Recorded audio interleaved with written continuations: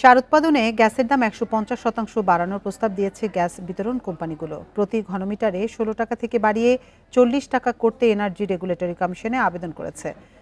Bundle থাকলে প্রতি সেনমানিতে টাকা বাঁচবে। বিকাশ সেনমানি বান্ডেল কিনে জিতুন প্রতি লেনদেনে। গত ১০ আগস্ট দাম বাড়ানোর এই প্রস্তাব করা হয়। কমিশন ৬ অক্টোবর গণশুনানির তারিখ নির্ধারণ করেছে।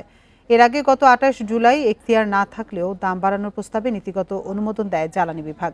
গ্যাসের দাম বাড়লে সারের দামও বাড়বে। খাত সংশ্লিষ্টরা বলছেন, এই বাড়তি দাম কৃষককে দিতে হবে, নয়তো সারে সরকারের ভর্তুকি বাড়াতে হবে। পেট্রোবাংলার দাবি, দাম বাড়ালে সার উৎপাদনের চাহিদা অনুসারে গ্যাস দেয়া হবে। দেশের ৬টি সার কারখানার মধ্যে আশুগঞ্জ সার কারখানা বন্ধ রয়েছে। বাকি ৫ সার কারখানায় দিনে গ্যাসের চাহিদা ২৫ কোটি ঘনফুট।